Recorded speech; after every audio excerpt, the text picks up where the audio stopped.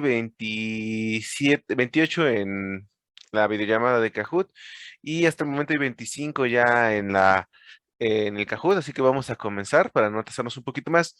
Recuerden que al finalizar también les voy a dar el pin para el Kahoot de reposición. No se preocupen si se desconecta por alguna razón o no pudieron llegar a esta videollamada a tiempo, no se preocupen. Les voy a también colocar el pin en el chat de Telegram. Comenzamos con este que ya es casi el penúltimo Kahoot. Ya la siguiente semana recuerden que no tenemos sesión y la por que es festivo y después la última sesión que tendríamos que donde vamos a cubrir más temas, ¿va? Para terminar. Entonces comenzamos.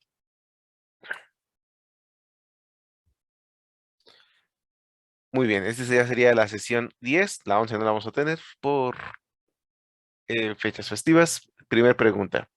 ¿Cuál de los siguientes no es considerado un granulocito? No es considerado un granulocito. Triángulo, linfocitos, rombo neutrófilo, cirque eosinófilo y cuadrado basófilo.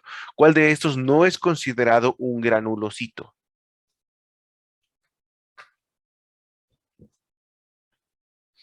Muy bien, 19 se fueron por linfocito porque no tiene gránulos, no es considerado granulocito. Los gránulos que tiene, que puede tener son muy pequeños y no son la mayoría de veces visibles, por lo tanto se le considera un agranulocito. Para todos los demás, el eosinófilo, el basófilo y el neutrófilo, pues son claros granulocitos, ¿va? Primer ranking, Castillo Carla está en primero, Cruz José en segundo, Castro Carla está en segundo, Vences Ana está en cuarto y Lía Olvera está en quinto lugar. Vamos por la siguiente pregunta. Pregunta número 2. ¿Qué leucocito se observa en la siguiente imagen? Triángulo, un linfocito, rombo, un eosinófilo, círculo, un basófilo o cuadrado, un monocito. ¿Qué célula es esta que se observa en la imagen? ¿Un linfocito, un eosinófilo, un basófilo o un monocito? Muy bien, entonces se fueron por monocito. Recuerden que si la célula es una célula que tiene muchos gránulos, inmediatamente pensamos en un eosinófilo, un basófilo o un neutrófilo. El neutrófilo tiene múltiples núcleos, este solo tiene uno, o sea que no es un neutrófilo. Los basófilos suelen no observarse el núcleo por la cantidad de gránulos, los eosinófilos son rojizos o anaranjados y los linfocitos son más pequeños y en general son puro núcleo, ¿va? Vamos a la siguiente, antes del marcador. Se cambió todo, Rodríguez Salo está en primero, Rito Adriata está en segundo, Lía Olvera está en tercero, González Tistel en cuarto y Cervantes Luz en quinto lugar. Todos los lugares se cambiaron. Tercera pregunta. Los pasos de la fase plaquetaria de la hemostasia son, pregunta, activación y agregación. Falta uno. ¿Cuál falta? Triángulo, liberación, rombo, generación, círculo, adhesión y cuadrado de granulación.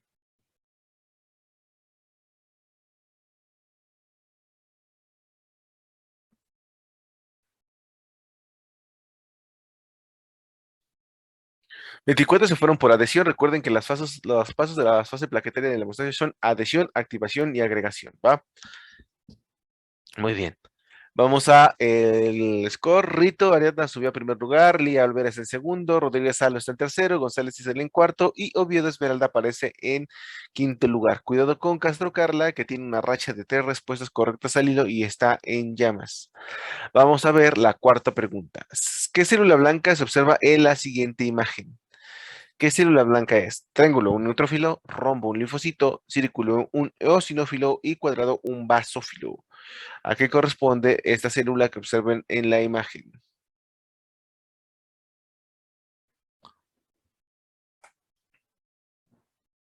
Muy bien, el neutrófilo, ya que tiene, recuerden, si tiene varios núcleos, o se observan como si fueran varios núcleos, es un neutrófilo. Ok, vamos a el score. Rito Ariano se mantiene en primer lugar con 3.660 puntos. Rodríguez Salos se acerca con 3.649. González Itzel está ahora en tercero. Subió, Lía Olvera está en cuarto y Cervantes Luz aparece en el quinto lugar. Cuidado con Vieira Daniel, que acaba de subir lugares en 4 lugares con la última pregunta. Vamos a ver la pregunta número 5. Los gránulos de la plaqueta gránulos de la plaqueta que contienen ADP, triángulo, los alfa, rombo, los azurófilos, círculo, los claros y cuadrado, los densos.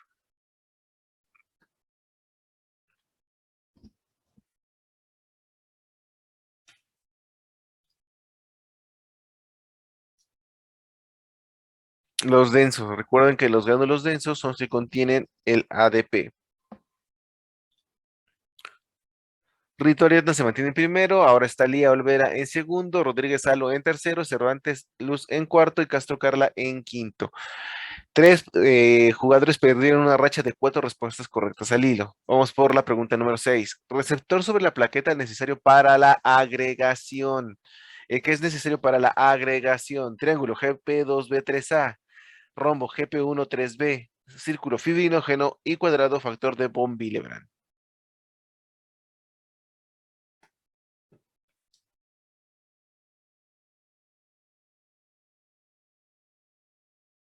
Muy bien. 13 se fueron sobre el correcto, que es el GP2B3A. Recuerden que ese es el receptor que permite la agregación. El fibrinógeno participa, pero como un elemento intermedio, el factor de von Willebrand participa en la adhesión y el GP13B participa en otros fenómenos, pero principalmente la adhesión, pero la agregación es responsable principalmente GP2B3A. Vamos a ver cómo cambian los scores. Lía Olvera acaba de llegar al primer lugar con 5.330 puntos. Rito Arias en segundo. Rodríguez Salo en tercero. Castro Carla llegó al cuarto. Y Donado Jaumi está en quinto. Cuidado con Santiago Elena que subió 6 lugares con esta pregunta. Número 7. Leucocito que aumenta en una reacción alérgica.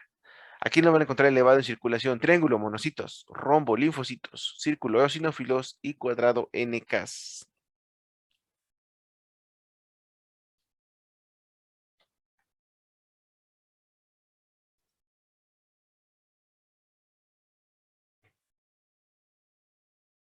Muy bien.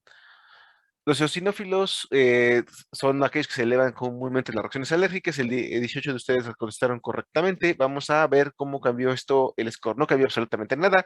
Todos se mantienen en su sitio, solamente que Telles Valeria va escalando lugares, subió 4 con esta última pregunta. Vamos por la pregunta número 8. El receptor P2Y12 se une a qué para comenzar el fenómeno de agregación plaquetaria. ¿A qué se une P2Y12? Triángulo, al factor de von Willebrand, rombo a ADP, círculo a ATP y cuadrado a GTP. ¿A qué se une el receptor P2Y12 que promueve la agregación plaquetaria?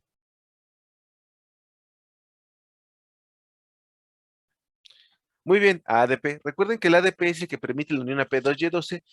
¿Por qué recordar tanto a GP2B3A como a P2Y12 y a ADP? Porque los principales fármacos que se utilizan para poder regular el fenómeno de agregación plaquetaria, disminuirlo o aumentarlo, lo que hacen es principalmente actuar sobre estos receptores que se estamos pidiendo que se aprendan. ¿Va? Vamos a ver, Rito Ariadna se volvió a remontar a Leo Olvera, la diferencia es pequeña, apenas de 11 puntos, entonces cuidado con la última pregunta. Rodríguez Salo está en tercero con 7.076, Donado Jaume está en cuarto y Oviedo Esmeralda acaba de subir al quinto lugar. Cuidado con González Itzel que lleva 3 correctas al hilo, está en llamas. Vamos por la penúltima pregunta. Leucocito más abundante en circulación sanguínea. Triángulo eosinófilo, rombo neutrófilo, círculo monocito y cuadrado linfocito.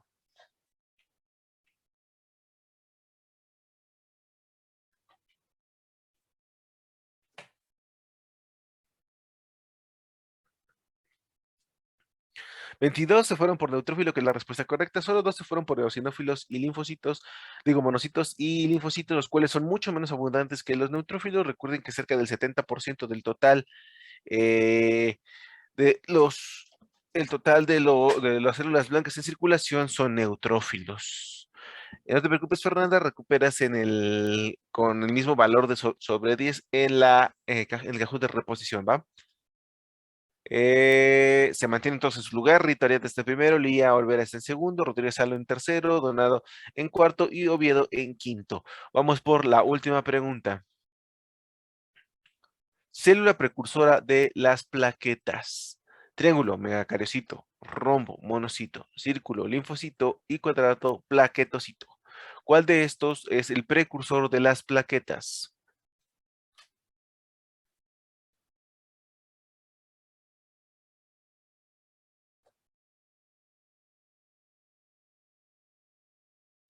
Muy bien, megacariocito corresponde a el precursor de las plaquetas, e incluso esta es una imagen de un megacariocito. Uno se fue por monocito, 4 se fueron por plaquetocito que ni existe, que me lo inventé, ¿va? Vamos a ver el podio final. Tercer lugar tenemos a Rodríguez Salo con 10 de 10 correctas.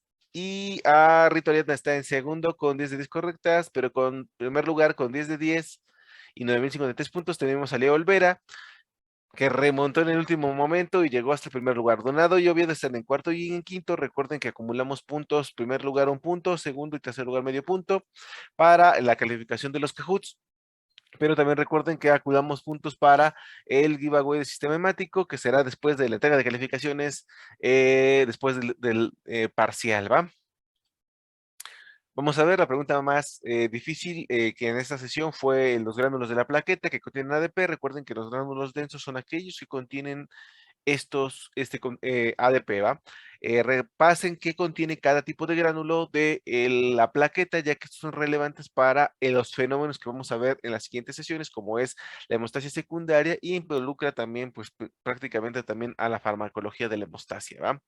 Entonces, por eso son importantes que se los aprendan. Esa fue la más difícil. Ok, chicos.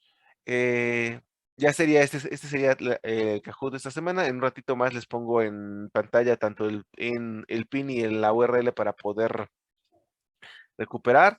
Entonces no se preocupen. Si se las trabó en las primeras o en las últimas preguntas, no se preocupen, les paso el pin y vuelven a hacerlo. Lo pueden realizar, aunque solamente les faltaran una o dos preguntas al final, lo repiten y con eso recuperan su calificación. Les estoy colocando aquí ahora ya la dirección de la URL del Menti, o pueden ingresar a www.menti.com y utilizar el código 1833-5397 para poder comenzar a colocar aquí sus dudas sobre el tema de hemostasia primaria, ¿va? Hemostasia primaria, eh, que este es el tema que vimos, o sea, plaquetas y hemostasia primaria, que es el video que estaba colocado para esta semana. La semana que viene, en lo que van colocando sus dudas, la semana que viene vamos a tener, no vamos a tener sesión, ya que corresponde con una fecha oficial del calendario, la cual es una fecha que no vamos a tener ningún tipo de actividad. Entonces, para el 2 de noviembre no hay clases. Lo que vamos a hacer es que para la última sesión que corresponde al 9 de noviembre, ahí vamos a tener que realizar tanto la sesión de hemostasia secundaria como laboratorio y farmacología, ¿va? Entonces, para la semana que viene, sí revisen el video que está programado en algún momento de la semana. Ese día, si quieren, no lo revisen, no lo vean, revísenlo durante el periodo de esta semana o la que viene y realicen las actividades que están programadas que van a comenzar ese día, ¿va? Si tenemos algún problema para poder terminarlas a la semana que viene, que corresponde que es al 9, lo platicamos en esa sesión y prolongamos de los tiempos, ¿va? Pero para que no nos retrasemos, por favor, les pido que en algún momento, dentro de una semana, hasta dentro de una semana, bueno, más bien dentro de 2 semanas, vean los videos y hagan las actividades de esa sesión para que podamos avanzarlas, ¿va? Y ya resolvemos dudas el 9 junto con el tema de laboratorio y farmacología de la hemostasia y así podríamos terminar los temas totalmente del temario de sistema hemático. Y así terminaríamos con un parcial que incluye todos los temas y sería el examen que sería la semana del 8 al 12.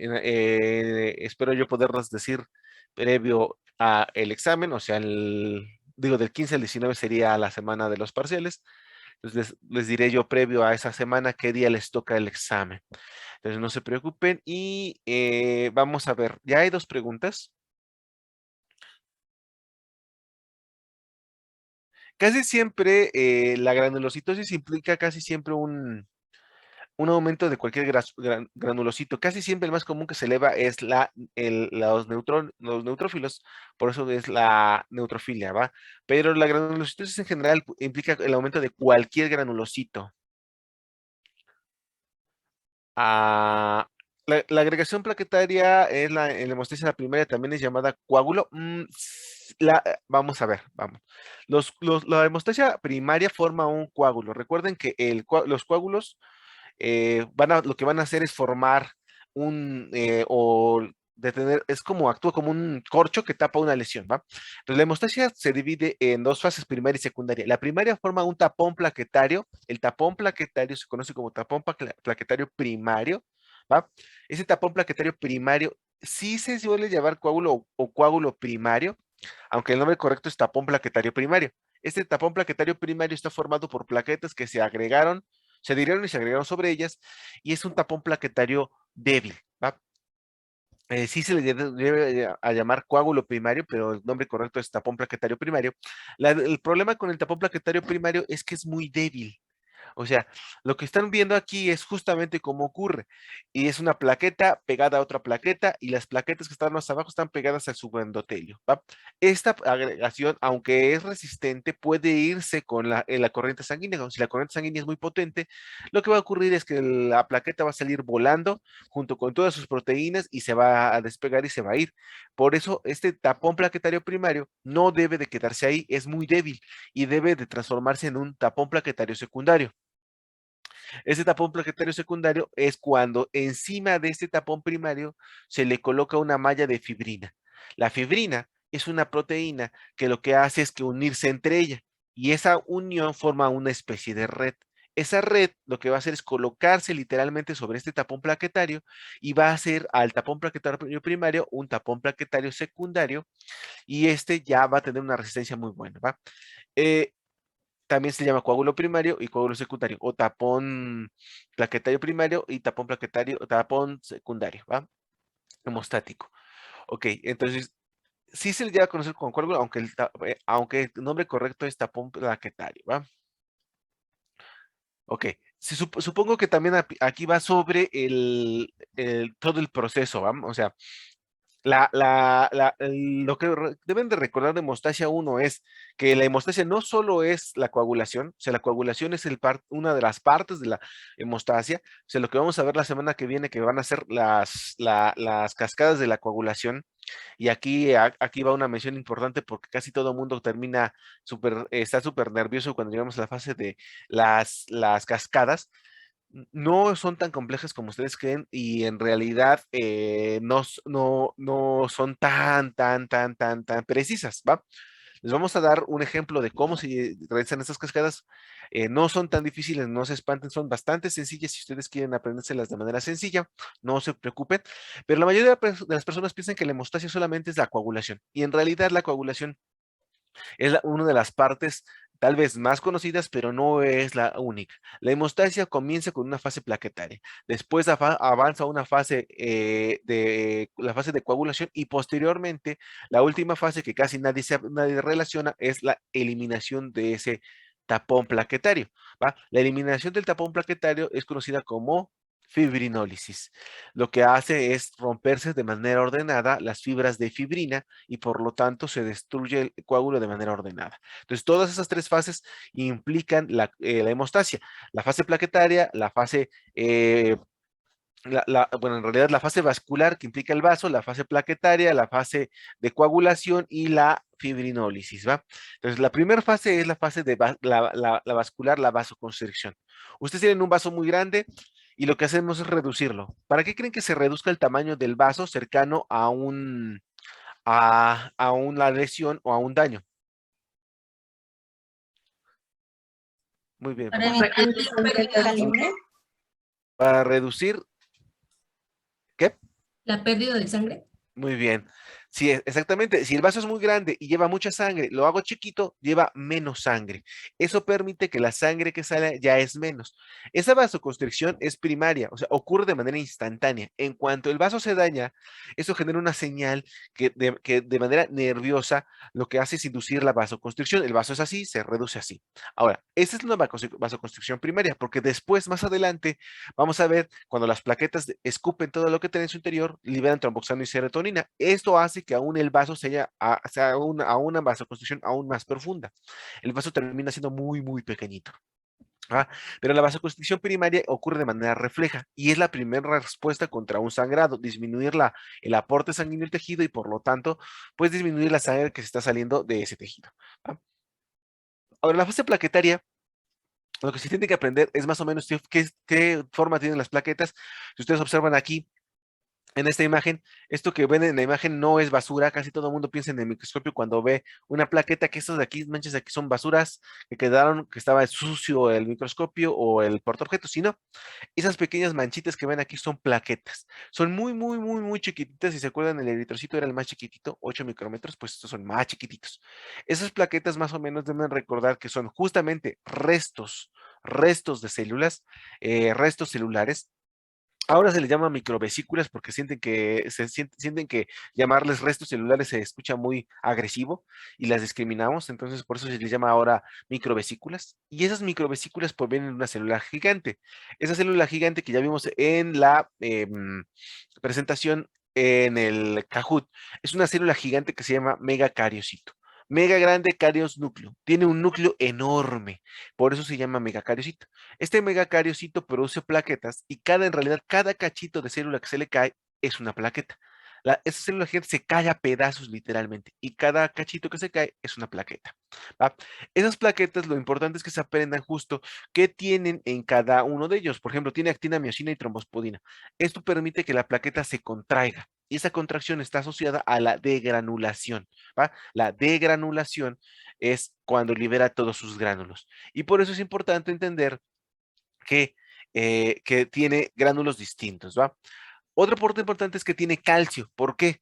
En la siguiente sesión, bueno, en 15 días, vamos a ver que la plaqueta libera el calcio ahorita para el futuro. ¿Por qué?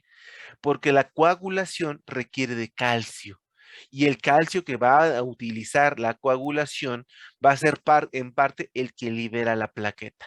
La plaqueta siempre ha sido menospreciada. Siempre han pensado que la plaqueta es más o menos como un tapón, nada más llega y lo sella, como si fuera un tapón de corcho. Y en realidad la plaqueta es mucho más compleja. La plaqueta regula todo el fenómeno hemostático. ¿Va? ¿Cómo lo hace? Primero aquí ya está liberando calcio para la coagulación. Ella no va a coagular, pero ya está pensando en el futuro. ¿Va? También tiene ADP y ATP, tiene sistemas de enzimáticos, tiene metabolismo. Este cacho de célula, que es un cacho de célula, no es una célula, es un cacho, tiene metabolismo y puede activarlo. ¿Va? Deben recordar que también tiene factores que estimulan la reparación del tejido y el crecimiento. ¿Para qué creen que la plaqueta libera factores de crecimiento como el factor estimulador de colonias de fibroblastos? La plaqueta lo libera. ¿Y para qué? Para regenerar el tejido que está lesionado. Muy bien, exactamente, Ana. Lo que hace es que la plaqueta desde aquí ya está pensando que la plaqueta no puede tapar ahí el hoyo toda la vida, que tiene que repararlo. ¿Y quién lo repara? Pues los fibroblastos. Pero ¿quién le dice a los fibroblastos que tienen que arreglar el problema? La plaqueta. La plaqueta libera el factor estimulador de colonias o factor estimulador de fibroblastos y permite que los fibroblastos lleguen y reparen el hoyo. Entonces, ¿quién es el que regula eso? La plaqueta. Ya está empezando a pensar en toda la plaquetita. ¿Ah? Entonces, esa plaquetita deben de recordar los gránulos en su interior, qué benditas moléculas tienen, ¿va? ¿Cuáles son los gránulos densos? ¿Cuáles son los gránulos alfa? ¿Y qué contienen cada uno de ellos? ¿Va? Ahora, dentro de la membrana hay muchas proteínas. En realidad solamente les vamos a pedir que se aprendan las más importantes. ¿Cuáles son las que les pedimos que se aprendan?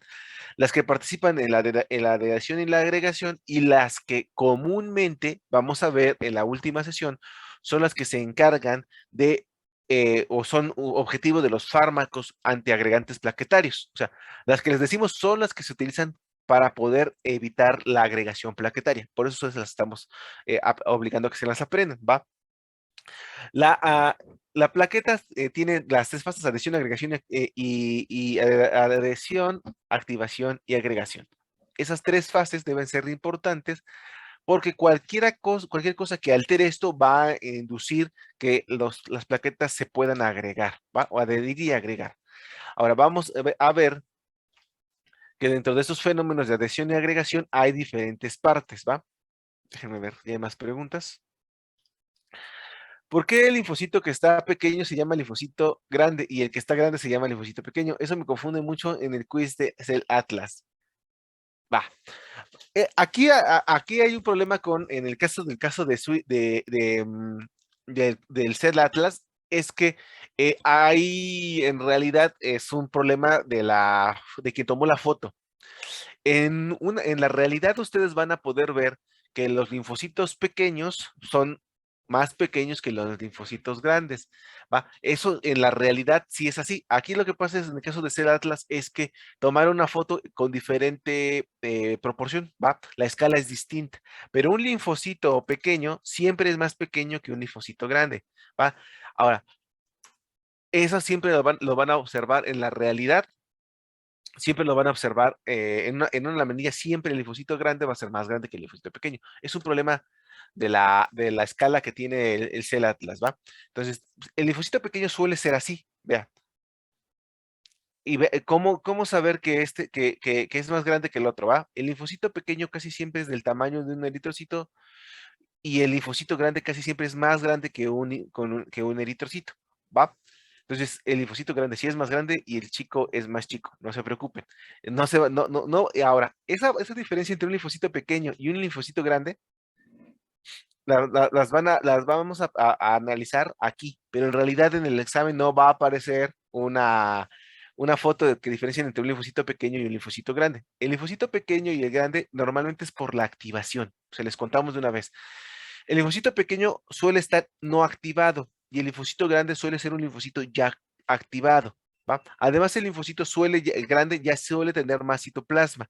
Y también hay estos que se llaman linfocitos grandes granulares. Esos linfocitos grandes granulares, o sea, ¿por qué? Vean este linfocito. Es una célula chiquitita, chiquitita, vean, casi del tamaño de un eritrocito, ¿va? Ahora, un linfocito grande suele ser este, que es más grande que un eritrocito. Pero también hay el linfocito grande granular. Este linfocito grande granular es más grande y eh, es un linfocito más grande y tiene gránulos en su interior. Estos gránulos de su interior indican que este linfocito ya está activando, ¿va? ¿Quién suele ser este de aquí? Este suele ser una célula, un linfocito NK. El grande granular suele ser un NK y el linfocito grande suele ser un linfocito que ya se activó. Por ejemplo, ahora que están ustedes viendo que está muy de moda el coronavirus, lo que ocurre es que los linfocitos B y los linfocitos T que se encuentren, por ejemplo, con el, la vacuna, con el antígeno que les metió la vacuna, van a pasar de linfocitos pequeños a linfocitos grandes. O sea que alguien que tiene linfocitos grandes después de la generación de la vacuna, después de colocar la vacuna, muy seguramente sí activó linfocitos y sí está teniendo una respuesta inmunológica. Sin embargo, déjenme contarles que muy pocas veces podemos decir si hay una activación basado en los linfocitos, basado simplemente en la morfología. Es muy complejo que alguien pueda contabilizar, por ejemplo, linfocitos grandes y linfocitos pequeños en una muestra y decir que tiene activación linfocitaria. Lo que se hace normalmente es hacer citometría de estas células para ver si están activadas o no. Ok. ¿Por qué estos mecanismos no funcionan en vasos grandes calibre? Vamos, esa es una perfecta pregunta, ¿va?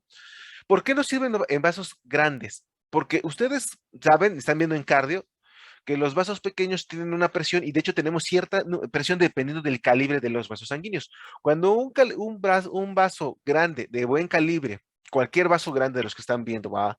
De los grandes, de gran calibre, ¿va? Todos estos vasos sanguíneos llevan una presión tan grande, que de hecho, si no, ahorita el doctor Saucedo no me dejará mentir, si uno de esos grandes vasos, por ejemplo, como el femoral, se lesiona, se corta, por ejemplo, durante una intervención quirúrgica y el paciente está recostado, puede llegar al chorro de sangre manchar el techo. ¿Por qué? La presión es enorme, el tamaño del vaso es enorme y entonces el sangrado lleva una presión tremenda.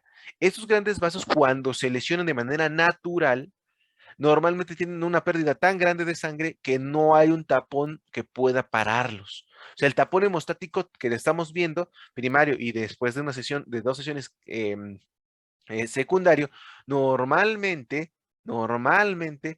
termina naturalmente en la muerte del individuo. Actualmente ya hay algunos procesos que permiten evitar esta muerte, pero en realidad la hemostasia no va a funcionar ahí, porque el tapón no es tan potente, no es tan fuerte como para detener un sangrado de tanto calibre, ¿va? Entonces, ese es el problema, ¿va? Doctor Saucedo, ¿ya anda por ahí? Ok, hay una pregunta de Miguel Ángel. ¿Qué pasó, Miguel Ángel? En lo que hablo ahorita. Sobre el ejemplo que había puesto, doctor, o sea, por ejemplo, las venas yugulares, esas son, por ejemplo, de alto calibre que si obviamente si se llega como a perforar, empieza así como usted dice, como a salpicar y Ajá. por más que pongamos la mano o alguna presión, pues no se puede parar, ¿no? Exacto, exacto. Es tanta, aunque pongan la mano, la presión que ejercen, ya vimos vimos en el video que que el colocar la mano sobre la lesión y presionar los tejidos adyacentes funciona porque justamente hacemos que la presión del exterior sea mayor que la del interior. Y esto, al compensar esa presión, ya no sale líquido. Pero cuando un vaso que lleva un gran calibre, como exactamente las yugulares, llevan tanta presión que aunque ustedes presionen con toda su fuerza, el sangrado se mantiene. Entonces, si ustedes con toda la fuerza de un cuerpo no pueden detener el sangrado, las plaquetitas mucho menos, ¿va? Entonces, en el caso, naturalmente, una persona que se lesiona un vaso de este calibre fallece por un sangrado, naturalmente. Claramente, ustedes que son agentes no naturales, pueden llevar a cabo procesos para evitar esta muerte pero ya no es natural, ya no son procesos de hemostasia, ¿va? Son procesos que ya son artificiales. Entonces, naturalmente debería fallecer. ¿Va? Doctor Saucedo, creo que al doctor Saucedo lo tenemos y no lo tenemos aquí. Ok. Ahorita regresamos a las preguntas. Vamos a la fase que quiero que se aprendan, es justo estas las fases de la hemostasia. Y en este caso, quiero que recuerden las moléculas de adhesión y de agregación. ¿Por qué? Justamente aquí es donde nosotros podemos intervenir, ¿va? La adhesión es la primera fase y es cuando es la unión plaqueta subendotelio.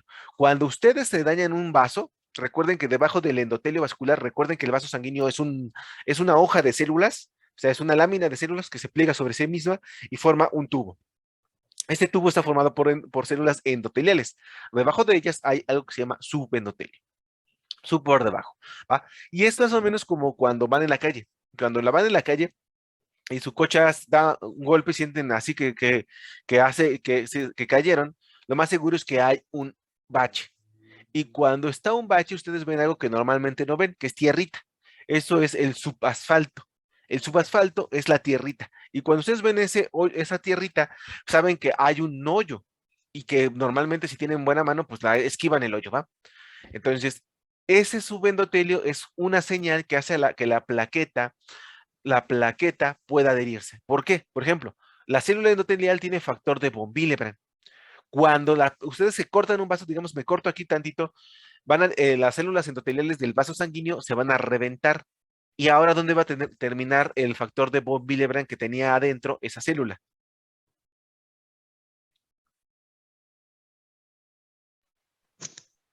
En el Ya, subendotelio. ya, pues había explicado que el factor de von Willebrand Ujú. se sale sí se sale y ahora se encuentra como que en circulación y no es normal que se encuentre en circulación. De hecho, es señal que algo está afectado, ¿no? Exactamente, Paola. El factor de von Willebrand que está en los celos centrales lo que hace es que sale volando y queda en circulación. Y esa es una señal de algo anda mal aquí. O sea, si ustedes van caminando y ven una cabeza humana tirada, pues, y no es Halloween, pues lo que van a decir, esto está mal, ¿no? Algo anda mal. Lo mismo dice la plaqueta, algo anda mal. ¿Cómo lo hace? Mediante un receptor GP1B. Esto permite que pese más la plaqueta y se vaya al subendotelio. Ahora, si la plaqueta llega aquí, al subendotelio, si ustedes van en un río y los lleva la corriente del río y alcanzan a agarrarse tantito de la orilla, ¿se van a agarrar con un dedito nada más para que no se los lleve la corriente? No. No, pues van a agarrarse con las dos manos, con los dientes, con los pies, con lo que sea, ¿no? La plaqueta hace lo mismo, va en la circulación sanguínea, va con una presión muy grande. Cuando llega a adherirse al subendotelio con factor de von Willebrand, lo que va a hacer es agarrarse con todos los receptores que pueda al subendotelio. Esto lo que va a hacer es formar la adhesión. Ahora, después vimos que la plaqueta tiene un montón de proteínas como trombospodina, miosina, etcétera. Lo que hace es contraerse. Cuando se contrae, libera sus gránulos. Eso se llama degranulación. Y libera el contenido de los gránulos densos y de los gránulos alfa. Entre ellos libera ADP y fibrinógeno. Esto es con lo que conocemos como activación. Parte de ello es la degranulación. Ahora, como liberó ADP, liberó fibrinógeno, liberó calcio, etcétera, lo que va a hacer es que esto va a actuar sobre otras plaquetas, ¿va? Y lo que va a generar es que, por ejemplo, el ADP sea una P2Y12. La plaqueta normalmente, naturalmente, es como ustedes. Cuando ustedes viajaban en metro, que ya no lo hacemos, viajaban en metro, cuando ustedes entraban y estaba lleno, lleno, lleno, lleno el metro, lleno, atascado, llegaban y tenían contacto con un montón de personas, ¿no? Y no les gustaba. O sea, que entraban así cochitos, que no me toquen, que no me toquen, que no me toquen. Les daba asco tocar a la demás gente, ¿va? Pues así es la plaqueta. A la plaqueta le da asco tocar otra plaqueta. Hay que convencerla. Va, cuando iban al metro, hasta asco les daba que tocaran a la gente, pero cuando iban a los antros, ¿a qué iban? Pues a toquetearse con otras gentes, ¿no? Y les gustaba. Pero ¿qué tenía que ocurrir para que ustedes en una fiesta terminaran toqueteándose con un montón de gente? ¿Cuál es el mejor lubricante social? El alcohol. El alcohol. Muy bien, el alcohol, exacto. Y ya con ese lubricante social ustedes terminaban manoseándose hasta con quien no pensaban. ¿Verdad? Pues lo mismo, hay que darle alcohol a la plaqueta para que ya no le dé asco la demás plaqueta. Ese alcohol es el ADP. El ADP entra o convence a la plaqueta mediante la unión con P2Y12. Y entonces, como ya le dieron alcohol, ahora sí la plaqueta te estira las manitas, tóquenme. Y esas manitas son GP2B3A. Vean cómo aquí está GP2B3A cuando está enconchado y aquí está cuando ya abrió las manitas. En realidad la plaqueta hace trampa porque le sigue dando asco a la gente. ¿Qué hace? Usa un puente, ¿va? Entonces digamos que que esto de aquí es fibrinógeno y este es P2Y12 de una plaqueta. Lo que hace es que P2Y12 agarra fibrinógeno y otra plaqueta con su P2Y12 toca el mismo fibrinógeno y entonces están pegadas una con otra. En realidad no se están tocando, están uniéndose mediante fibrinógeno. Y esta unión, donde está GP2B3A, fibrinógeno y GP2B3A, le permite a la plaqueta pegarse una sobre otra. Y esto es agregación.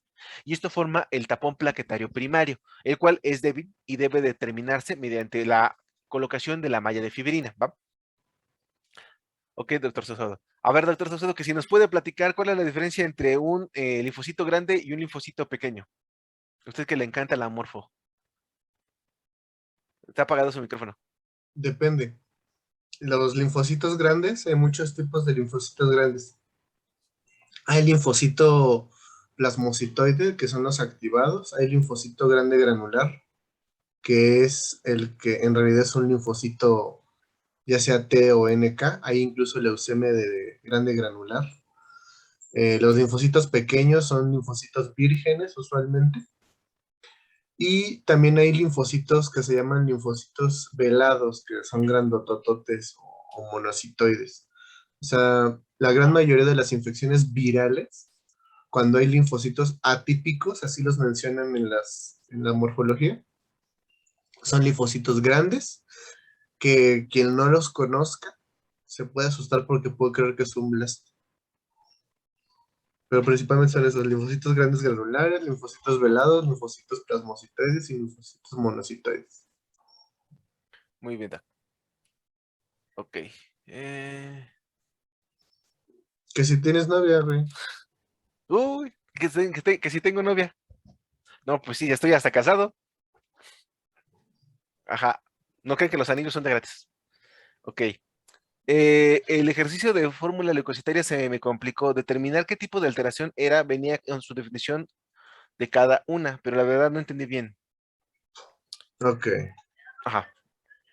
Deja ver si por aquí tengo una VH. Ajá. Esos son los torniquetes, sí.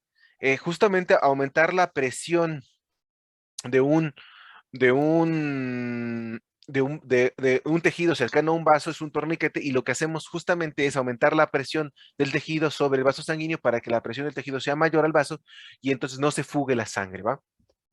Un torniquete actúa justamente aumentando la presión del tejido cercano al vaso. Entonces, por eso se aplican estos torniquetes. Además de que muchas veces cortan la circulación hacia el miembro, por ejemplo, y eso, pues a largo plazo no puedes tener un torniquete permanentemente. Ok, el doctor les va a presentar les va a hablar ahorita sobre fórmula leucocitaria. Ahora, en cuanto a los puntos que les acabo de colocar, son justamente estos, los que tienen que recordar de hemostasia primaria, que es la adición, la agregación, la activación, la plaqueta, su estructura y su función, y con eso terminamos este tema. La siguiente sesión, les recuerdo, en lo que el doctor, ¿dejo de compartir, Saucedo? Y Va.